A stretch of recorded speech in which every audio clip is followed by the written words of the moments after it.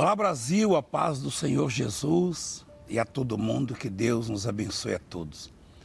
Estamos aqui para falar da grande concentração, a mega imposição de mãos deste sábado e as concentrações que estaremos ministrando, realizando no domingo às 7 da manhã em Santo Amaro e 10 da manhã no Brás. Mas principalmente a do sábado, porque Deus, Ele criou esta oportunidade, Ele abriu esta porta para abençoar pessoas de diferentes denominações, igrejas, pessoas que não têm igreja e também o povo da Igreja Mundial do Poder de Deus, para abençoar bispos, pastores, esposas, respectivamente, obreiros. Serão cerca de 3.000 obreiros, mais de 500 pastores, esposas e bispos. Estaremos fazendo a mega imposição de mãos a partir das 10 horas da manhã. A partir de 10 da manhã, você vai estar conosco, e a reunião, a concentração é às 18. Mas por que às 10 da manhã? São 7 horas, né? São 8 horas. 8 horas antes vamos começar a imposição de mãos. Por quê? Porque é diferente de tudo que já vimos. E é para que o povo de Deus verdadeiramente possa herdar aquilo que foi prometido por Deus. Eu ouvi um depoimento, um testemunho contado por uma ovelha nossa, desse ministério, um filho na fé, um fazendeiro, né, o seu Hilário. Ele que com a esposa dormiram debaixo de uma lona. Estão assistindo agora, assiste dia e noite o programa. Nós estivemos na fazenda deles e nós comentávamos sobre a crise que se arrasta já por alguns anos nesse país. E ele disse: eu nunca conheci essa crise na minha vida, da minha família, nos meus negócios. E da fazenda dele chega a sair 30 caminhões de melancia, de abóbora, afora soja, milho, e isso por dia. É uma coisa extraordinária. E se você soubesse a razão disso, o motivo, ele sabe, e ele expressou isso: a minha vida é um milagre de Deus. Afora a nora, que é médica e não podia ter filho, não concebia, hoje tem um casal de filhos, né? Então o filho dele, o Mike, enfim, todos são abençoados por Deus, porque honram a Deus, tá? Porque se lembram do nome do Senhor. Aliás, é o que está escrito em Malaquias capítulo 3, no versículo 13, né? A partir do versículo 13. A diferença entre o justo e o perverso, né? O justo não é necessariamente aquele que não erra, não. Mas é aquele que não erra premeditadamente. Aquele que não maquina o mal, esse é chamado de justo, que busca acertar. E perverso é aquele que pratica a perversidade, aquele que de forma premeditada, consciente, faz o mal às pessoas. Diz assim: as vossas palavras foram duras demais para mim. Isso é Deus falando, ó. Diz o Senhor: mas vós dizeis, que temos falado contra ti? Né? Que nos aproveita, inútil, vós dizeis, inútil é servir a Deus. Que nos aproveitou termos cuidado em guardar os seus preceitos e andar de luto diante do Senhor dos Exércitos? Quer dizer, as pessoas reclamavam porque elas não viam diferença entre a vida do justo e do perverso. O povo de Deus, a igreja de Deus, os crentes, murmuravam, reclamavam, cobravam de Deus, porque olhavam para os perversos, para os ímpios, e a vida deles se confundia com a dos ímpios. Talvez você esteja vivendo isso. Aparentemente, no seu conceito, na sua ótica, a sua vida se confunde com a do vizinho que não vai na igreja, que não busca Deus. A sua fazenda, ou a sua empresa, ou a sua loja, o seu comércio, ou o seu emprego é semelhante ou inferior ao daquele que não serve a Deus. Então as pessoas falavam da vida delas, por serem crentes, por terem uma fé em Deus, elas diziam o seguinte: o que adianta servir a Deus e viver uma vida semelhante à do incrédulo, né? Hoje quase não se percebe, né, a diferença, a não ser quando a gente visita e conhece pessoas como o seu Hilário e outros que estão na fé, e a gente vê a diferença. Como ocorreu nos últimos dias, um outro fazendeiro, né, que viu a lavoura dos seus vizinhos se perder, tá? E todo gado e vários bens, enquanto que a dele permaneceu intacta. E aconteceu também numa loja do Brás, de alguém que é da igreja, que busca a Deus.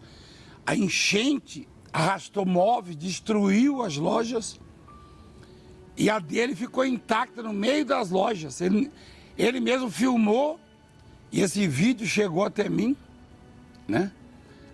E ele ficou maravilhado. Quer dizer, a diferença existe.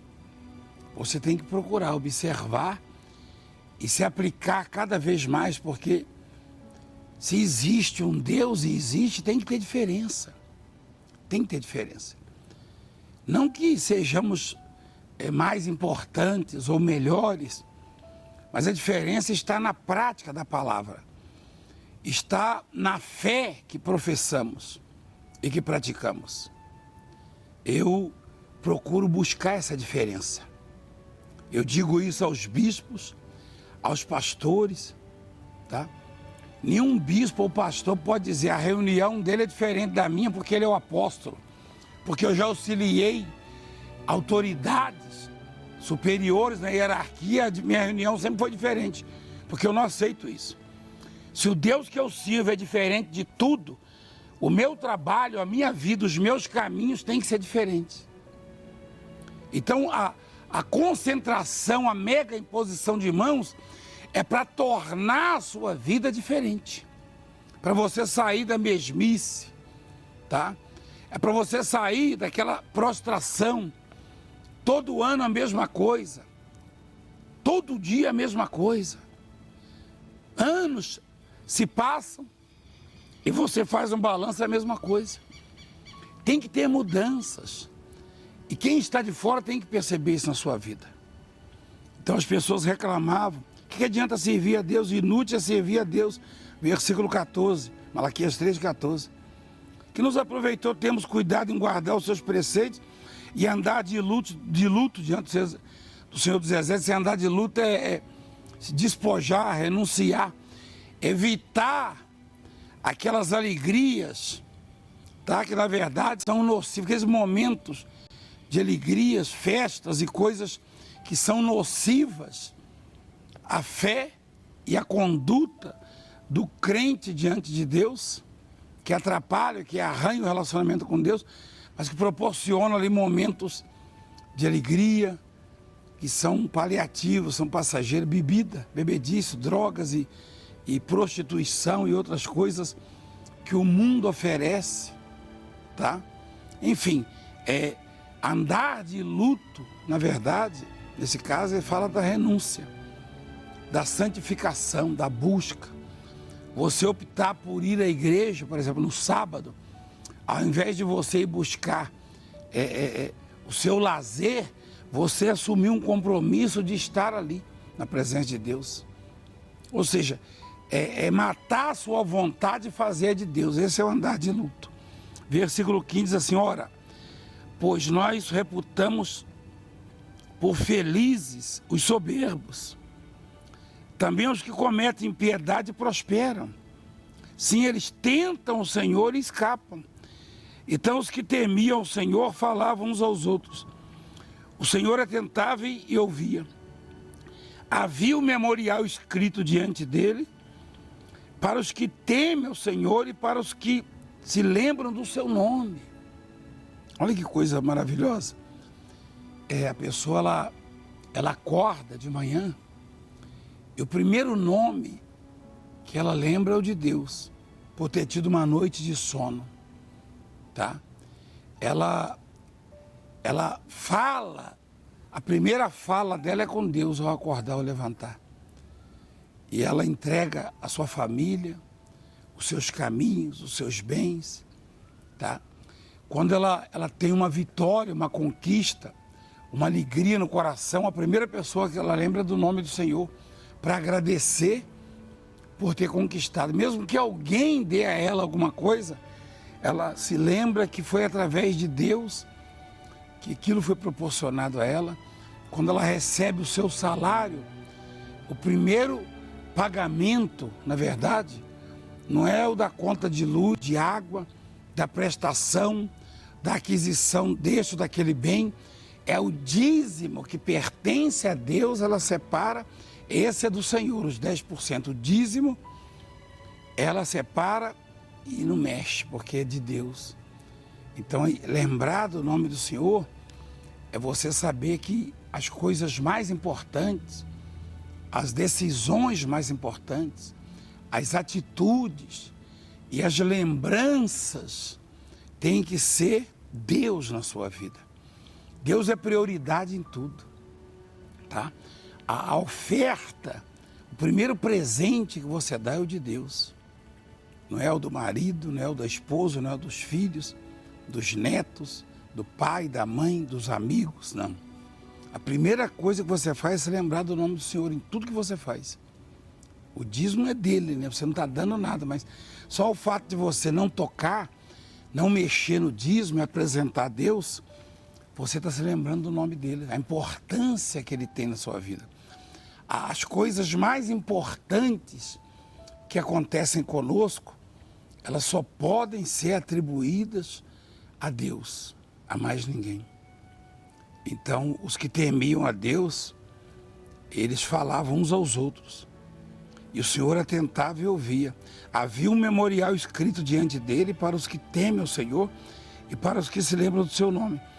Eles serão para mim em particular tesouro naquele dia que prepararei. Que coisa maravilhosa.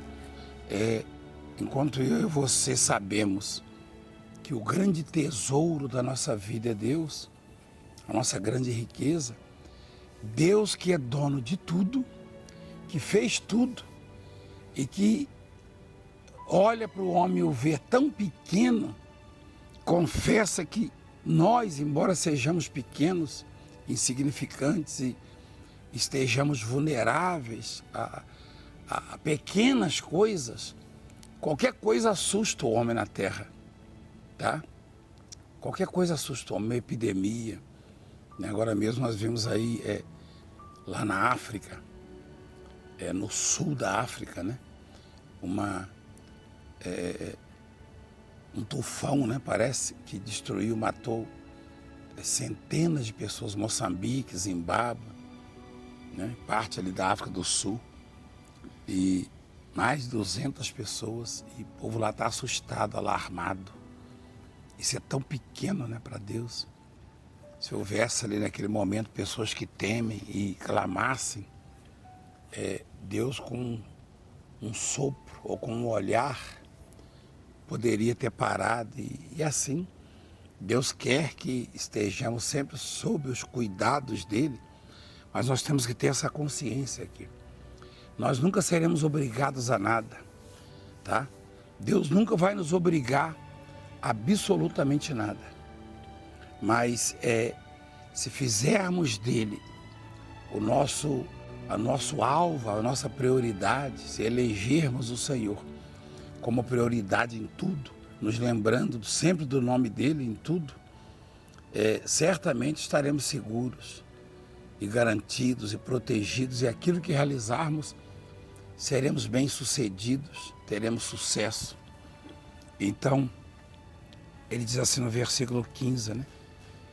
Aliás, versículo 16, então os que temiam o Senhor falavam uns aos outros, o Senhor atentava e ouvia, havia um memorial escrito diante dele para os que temem ao Senhor e para os que se lembram do seu nome. Eles serão para mim particular tesouro naquele dia que prepararei, diz o Senhor dos Exércitos. Poupá-los-ei como um homem poupa seu filho que o serve. Quer dizer, esse poupar é proteger, é dar segurança, enfim, é não deixar que as epidemias, os desastres e todo tipo de perigo que ronda a terra, o mundo, a sociedade, vive correndo riscos, tá? Cheio de riscos. Nós vemos aí pessoas que andam assustadas. Eu já fui questionado tantas vezes pelo fato de eu andar sozinho pelas ruas de São Paulo e pelo Brasil afora, e por ser relativamente conhecido, né, e popular, se eu não tinha medo. Não, eu não vivo com medo, eu não tenho medo. Eu não vivo com medo. E pessoas que nem são tão conhecidas vivem assustadas. Falei, não vivo com medo. Eu vivo com base na palavra, portanto, qualquer situação, qualquer coisa que me acontecer, está no controle de Deus, só com a permissão de Deus, tá? Então diz assim, poupá-los-ei, versículo 17, como um homem poupa o seu filho que o serve. Então vereis outra vez a diferença entre o justo e o perverso, entre o que serve a Deus e o que não serve a Deus. Isso é para todos nós, bispos, pastores, obreiros, dentre os empresários, aos justos e os perversos, dentre as autoridades, inclusive eclesiásticas, no meio da igreja, dentre os bispos, aos que servem e honram, e aqueles que olham para o seu próprio umbigo, são egocêntricos, estão preocupados com o seu nome, com o seu bem-estar. Na obra de Deus há aqueles obreiros, aqueles que se entregam à obra, aqueles que se dedicam, aqueles que honram a Deus, priorizando a obra de Deus, e aqueles que olham para si, para a própria vida. Só você vê a insatisfação de alguns que até manifestam, através de redes sociais, a insatisfação. Então, quando nós olhamos para a obra de Deus, a minha vida inteira, eu tive fases na obra de Deus de escassez, de humilhação, de sequidão. E eu via pessoas prosperando à minha volta. E o meu íntimo questionava, né? Eu me aplico, eu me dedico, eu honro, e esses aí conquistam coisa da carne. E onde estão esses aí? Já não se ouve falar mais deles. Já não se ouve falar mais deles. E Deus tem me honrado, tem aberto portas na minha vida, e por isso Ele colocou no meu coração esta concentração, essa mega imposição de mãos, que tira as minhas forças, tá? E que me causa dores profundas, dores quase que insuportáveis nos músculos no final. São milhares de pessoas, e o meu desejo é que cada vez mais eu tenha que começar mais cedo. Eu tenho comigo que nos próximos meses eu vou ter que começar às 6 da manhã para realizar às 6 da tarde a concentração. Mas aí eu vou fazer uma no meio. Eu já estou pensando nisso. Eu começo às 6 da manhã, tá? Quando for ali pelas 10 da manhã, eu realizo a primeira, e depois retomo ao meio-dia e realizo a outra às 18. É isso que vai acontecer, fatalmente. Por quê? Porque os que servem a Deus, eles têm essa assinatura, tá? De Deus, essa aprovação de Deus. E aí aquilo que realizam, aquilo que se propõem a fazer, Deus escreve lá. Está lá no memorial dele. Ele já determinou que se você o honrar, se você o buscar, se você se aplicar ou aplicar o seu coração, se voltar para ele, você vai estar no memorial com o seu nome. Vão cair 1000 ao seu lado, 10.000 à sua direita e você vai em frente. Então está escrito, tá? Poupá-los-ei. Esse poupá-los-ei é proteger, é garantir a segurança, tá? E aí o sujeito diz para mim, eu não conhecia a crise, eu não vi a crise.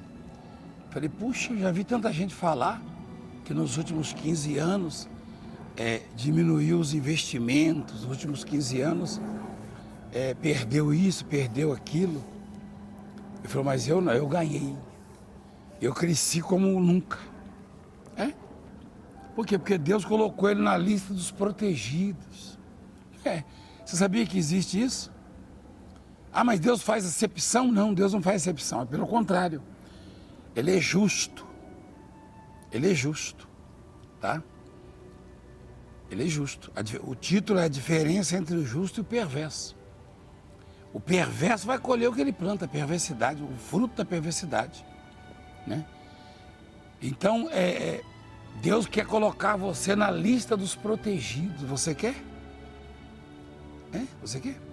Eu já sofri quase, talvez uns 10 atentados ou mais na minha vida. E eu estou aqui vivo. Você acha que eu estou na lista dele ou não? Quando ele quiser arriscar também não tem problema. Não tem problema. Eu vou arriscar porque eu quero ele aqui comigo. Mas eu sei que está lá. Eu sei em quem tenho crido. Eu sei que o meu Redentor vive. Eu sei que a qualquer momento ele vai se manifestar. E vai fazer algo que vai impactar. Tá? Eu tenho visto algumas notícias. Pessoas que comemoram as dívidas da igreja.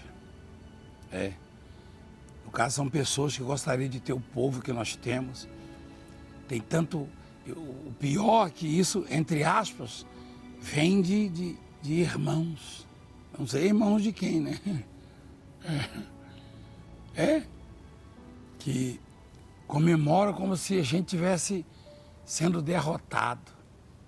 Vai lá ver de perto o que Deus faz. Você tem visto daí, né? Você tem visto que o leproso é purificado, o canceroso é curado, o morto é ressuscitado. Como no sábado passado, deu um atestado de óbito lá. Como você não tem essa fé, não tem essa concessão, talvez isso cause ciúmes e inveja. Mas eu sei muito bem quem tenho crido. Muito bem. E Deus quer que todos estejam nesta lista. Mas só quem o procurar, só quem o buscar. O Jó lamentou em Jó 23 o fato de não saber onde encontrá-lo. Jó disse, se eu soubesse onde achá-lo, onde encontrá-lo. Diferentemente de você que sabe. Se você vê que Deus está atuando naquele lugar, é ali que você vai encontrá-lo. Se você vê que o poder de Deus se manifesta naquela casa, é ali que você vai encontrá-lo, vai achá-lo. Mas você não toma atitude.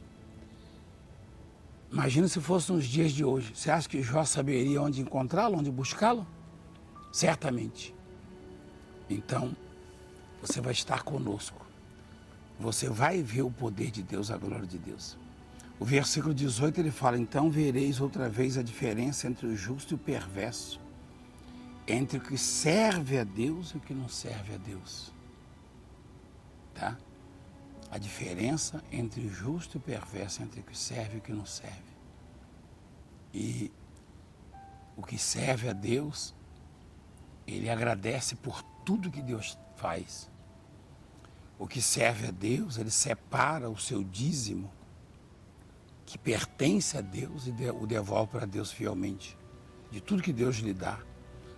O que serve a Deus, ele faz as suas ofertas generosas para a obra de Deus, embora seja criticado, o mundo não aceite isso. E o mundo, por causa disso, está cada vez mais pobre, cada vez mais miserável, cada vez mais epidêmico, cada vez mais triste, cada vez mais derrotado, mais assombrado, mais assustado, porque coloca o coração naquilo que não é nada, tá? E quando se oferece para Deus, Deus não precisa disso aí também, isso aí não é nada para Ele. Mas você está dizendo o quanto Ele é importante na sua vida e que reconhece que tudo vem dEle, tá certo? Nesses dias mesmo nós estamos convocando a massa, a multidão, as pessoas para honrarem, para investirem. Nesses próximos dias eu quero todos investindo. No rodapé do seu vídeo tem as contas aí, Bradesco, Caixa Econômica, Banco do Brasil. Investe na obra de Deus, semeie na obra de Deus. E Ele vai investir na sua vida. Honre o Senhor e você será honrado por Ele. Tá bom? Vamos orar, vamos falar com Deus. Nosso Deus e nosso Pai, nós te agradecemos por esta oportunidade de estarmos entrando nos lares, nos hospitais, nos presídios, nos corações e abençoando a muitos. Que o Senhor possa abrir portas extraordinárias, grandiosas, fazer maravilhas, Pai, na vida do teu povo. Leva uma massa, uma multidão, um mar de gente e faz o teu nome ser glorificado. Consagra, Senhor, esta água e quem beber receba vida. Faz milagres, faz com que essas pessoas tenham vida, tenham mudanças. Em nome do Pai, do Filho e do Espírito Santo. Abençoa os dizimistas, os ofertantes, os que honram, os que te ouvem, os que atendem, os que entendem que tudo vem do Senhor, como Davi disse. E que eles possam crescer em meio às dificuldades, às lutas, possam te glorificar. Em nome do Pai, do Filho e do Espírito Santo. Amém. Beba da água abençoada. Graças a Deus. Deixa eu chamar a atenção, então, sábado, aos sábados, nós estaremos realizando, para mudar a sua história, essa mega imposição de mãos e concentração. Em breve teremos em 2 horários. Em breve será realizado em 2 horários, tá? Em breve, às 10 e às 18. A das 10 começa às 6 a imposição de mãos. Vai começar às 6. Em breve, eu vou anunciar quando chegar a hora. E serão 2 massas, 2 multidões, tá? Os que trabalham meio período no sábado poderão ir pela manhã ou à noite, depende do período, do horário, né? Que você trabalha aí no seu comércio, na sua loja. E lembrando que estaremos em São Tomé e Príncipe, no próximo 31 de março, São Tomé e Príncipe, abençoando você. O MDA é dia 12, né? É, vigília. Vigília, né? Dia 12, a mega vigília do MDA, com as mulheres de Deus em ação, ali no Brás. A partir das 21 já estaremos ali, já teremos as bandas, os cantores, o louvor, e a vigília a partir das 23 horas, portanto dia 12. No dia 19, sexta-feira santa, estaremos em Minas, no Expo Minas, com uma grande multidão, uma massa. E no dia 1º de maio, estaremos em Belém do Pará, depois de muitos anos, naquele estado abençoado. Pessoas, caravanas de barco, enfim, até de avião, tá? Deus abençoe vocês e até lá em nome de Jesus.